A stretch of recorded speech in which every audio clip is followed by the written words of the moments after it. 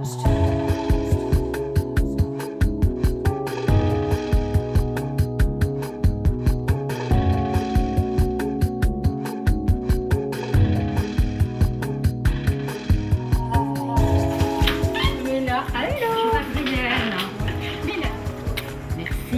de nous accueillir dans ton superbe atelier. Alors Adrienne, d'où vient cette symbolique de la sphère? La sphère a 1000 symboles déjà, toute seule, mais pour moi c'est une chose universelle et c'est ça qui m'attirait beaucoup. Pour une exposition, j'ai été invitée dans un parc thermal et je voulais présenter quelque chose, des sculptures que tout le monde pouvait comprendre. Et qu'il n'y avait pas une psychologie de l'artiste à comprendre toute sa vie. Tout. Une sphère, on habite une sphère. On joue avec des sphères. Et pour ça, et comment je les ai commencées, je ne sais pas. C'était la matière qui m'attirait. Il y a des sphères comme celle-ci qui est tellement dense. Et les gens cherchent à voir à l'intérieur, comme si elle allait être assez transparente par endroits, comme celle-ci. Mais c'est aussi un grand challenge, hein, si je puis dire, de faire bien rond, avec une matière, des barres de bronze et de laiton qui veulent être ouf, tout droit, parce que c'est costaud à former, ne pas plier, à faire une courbe. Et j'aime bien, j'aime un peu trop quelquefois. Le défi, le challenge. Oui, oui. Peut-être le petit coup de « Ah, c'est impossible », ah mais non, si c'est impossible, on peut le faire. Ça, c'est... Et en fait, dans cette maille, on retrouve aussi le graphisme de ta peinture. On a l'impression que les deux sont tout à fait liés. Oui, oui, mais ça, je crois que c'est inné. L'artiste va être honnête à lui-même. Et ça, mes calligraphies, j'ai fait beaucoup de calligraphie, des études de ça aussi. Et c'est en dansant sur cette toile pour créer des lignes. Et moi, je ne me pose pas la question parce que c'est logique. C'est un petit peu comme je vois les choses. Le mouvement des planètes, des mouvements de l'homme, ses traces, c'est très musical en fait. Ah oui, ça. La musique, c'est important dans ta vie? Oui, c'est très important. J'étais élevée avec beaucoup de musique, de très belles musiques, des grands. Une famille de musiciens? Une partie des Jalbert le sont, oui, une grosse partie. C'est aussi dans l'art, ça fait partie. Il faut de la poésie dans ça, c'est un art. Il faut le théâtre, il faut la structure qui est l'architecture, tous les arts dans chaque art. Et la musique c'est l'âme, c'est l'esprit, c'est le cœur, tout ça qui fonctionne, qui nous met aussi quelquefois en état quand on travaille. La musique nous transporte. Alors on ne peut pas s'empêcher de penser, puisqu'on parle musique et qu'on parle également de ton œuvre de sculpteur, on ne peut pas s'empêcher d'évoquer la corde d'un instrument de musique. Ah oui. Qu'en penses-tu? Justement, on m'a souvent posé la question pourquoi les fils et les mains, ça les tue et c'est costaud. Et je me posais la question moi-même, j'ai dit d'où vient ça? Et en réfléchissant, je me disais, j'avais commencé le piano très tôt, à 5 ans, mais il fallait que je arrête pour diverses raisons, vers 8 ans. Et ma mère qui était extraordinaire, qui jouait Bach, Chopin et tout ça, et je ne pouvais plus rien. Je lui ai dit, j'annonce à ma maman, je vais étudier la harpe. Elle dit non, pas de question, on ne peut pas trimballer ça partout. Encore des fils, il y avait une attirance. Et dans le piano, il y a une harpe aussi, et des fils. Et là, je les récupère. Je crois que c'est une chose qui date de ma petite enfance qui récupère les fils.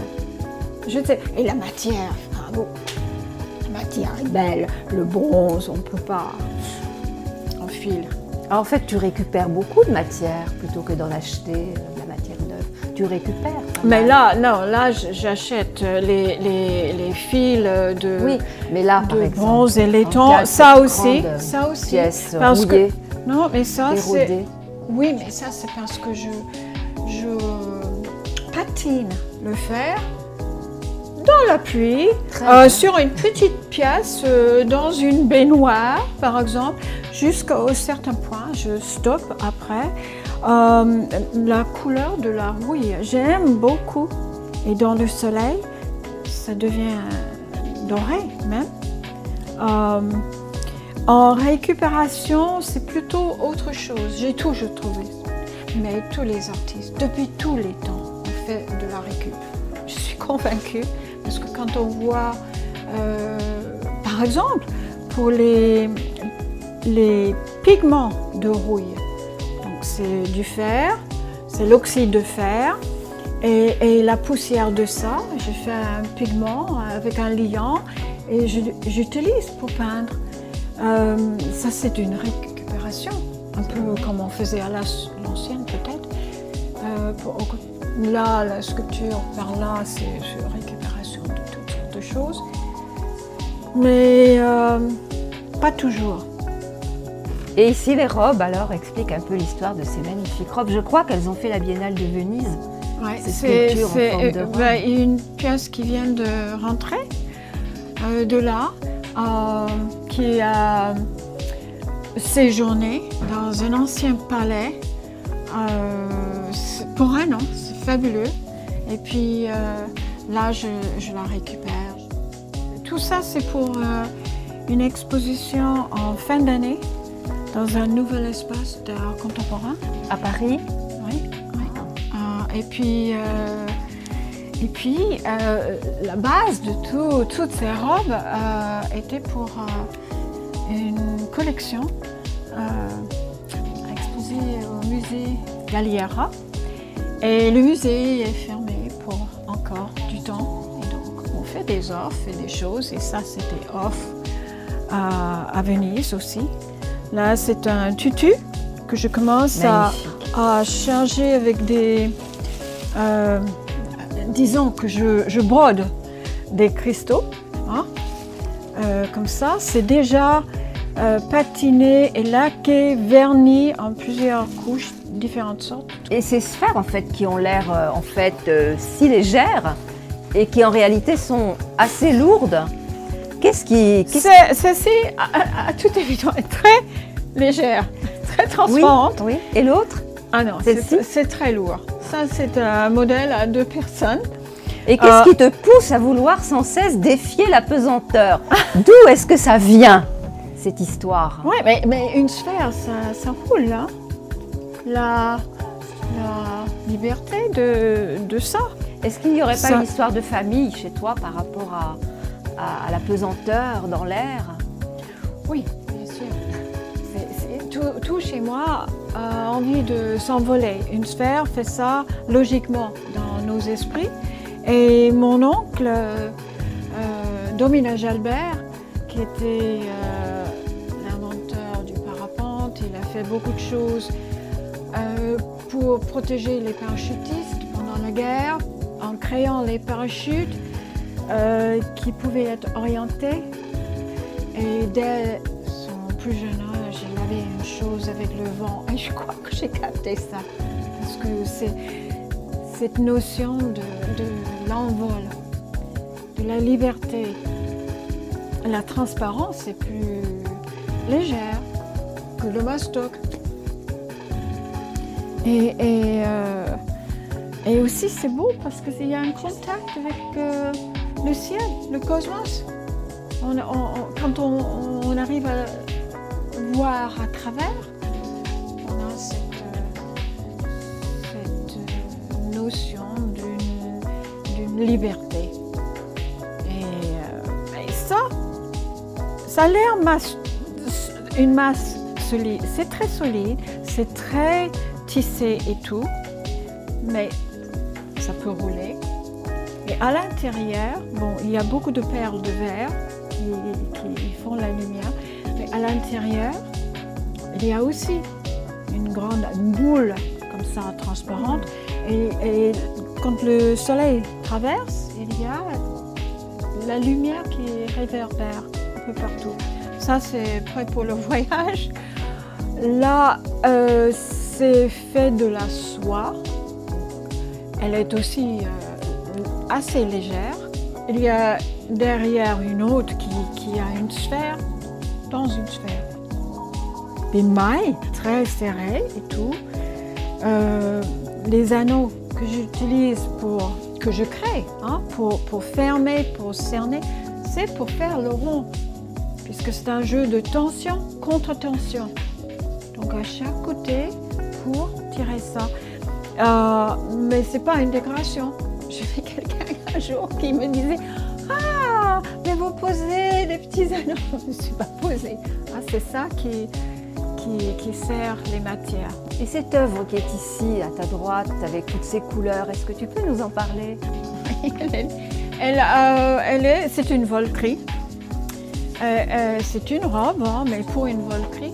Et donc, alors, celle-ci est presque complètement récupération.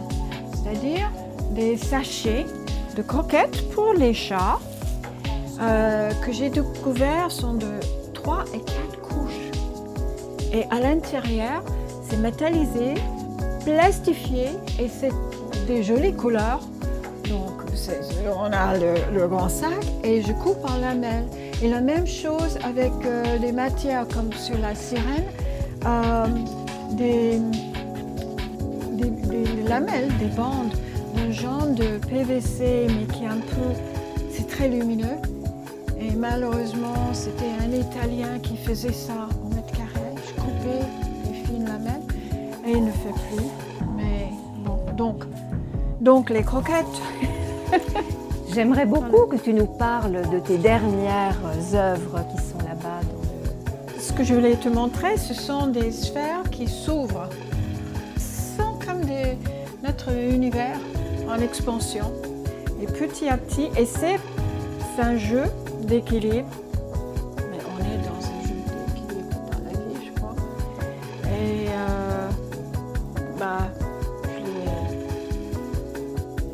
là, c'est pas collé ni rien, pour que l'équilibre soit vrai, les choses libres aussi, comme ça.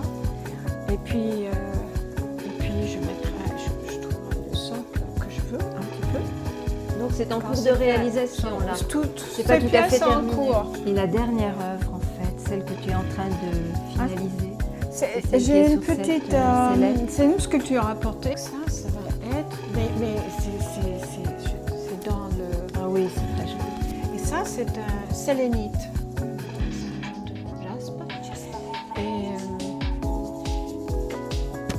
Ça reste une sculpture. Absolument. Une sculpture à porter. De même que les robes ne sont pas des robes, mais des sculptures. Ah oui, on ne robe. peut pas tout à fait s'y mettre dedans. C'est une sculpture habitée. Oui, c'est ça. Le moment est venu de partager le café chez l'artiste. Merci Adrienne de nous proposer ton café.